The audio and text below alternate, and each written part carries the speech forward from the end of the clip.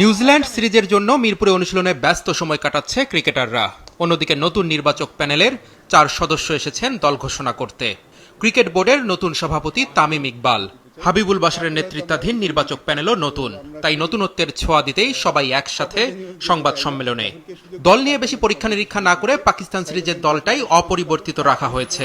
Last series যেটা আমরা মনে হয় বাংলাদেশ ভালো ক্রিকেট খেলেছে এবং সেখানে কিছু খেলার হয়তো সুযোগ পাননি একাদশে, এবং কিছু প্লেয়ার নতুন এসছে গত সিরিজে।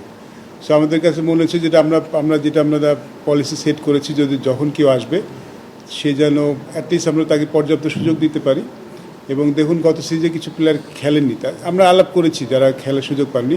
সো কাউকে সুযোগ না দিয়ে আমরা দল থেকে বাদ দেওয়ার পক্ষপাতিত্ব নেই। সো আমাদের কাছে মনে হচ্ছে যারা খেলেছেন তারা খারাপ খেলেননি, ভালোই খেলেছেন এবং আমরা কন্টিনিউটিতে বিশ্বাস করতে চাই।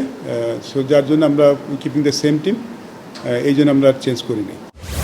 অধিনায়কের আর্মব্যান্ডটা থাকছে মেহেদী হাসান মিরাজের হাতেই। পিএসএল নিয়ে ব্যস্ত থাকা মোস্তাফিজুর রহমান, শরীফুল ইসলাম ও রিশাদ হোসেনকে ডেকে পাঠিয়েছে বোর্ড। তবে মোস্তাফিজ ওয়ানডে সিরিজ শেষ করেই আবার ফ্রাঞ্চাইজ লিগে যোগ দিবেন। রাজনৈতিক কারণে দীর্ঘ সময় ধরে দেশের বাইরে থাকলেও সাকিবের সাথে নিয়মিত যোগাযোগ আছে প্রধান নির্বাচকের। ওয়ার্ল্ড কাপের আগে সময়টুকু থাকবে, কিন্তু ওয়ার্ল্ড কাপ নিয়ে প্ল্যান করেনি। যদি চাই লম্বা সময় সব কিছু ঠিকঠাক থাকে, আমরা তো অবশ্যই চাই তাকে লম্বা সময়ের জন্যই চাই।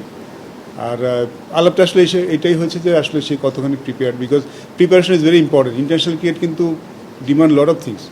নাসুম আহমেদকে খেলানো হচ্ছে না কিছুদিন ধরে।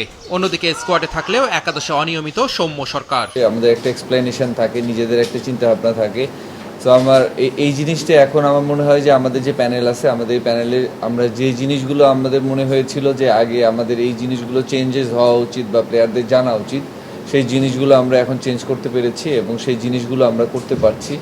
3 ম্যাচের ওয়ানডে সিরিজ খেলতে আগামী 13 এপ্রিল বাংলাদেশে আসবে নিউজিল্যান্ড ক্রিকেট দল। মিরপুর শেরে বাংলা জাতীয় ক্রিকেট স্টেডিয়ামে সিরিজের প্রথম ওয়ানডে হবে 17 এপ্রিল।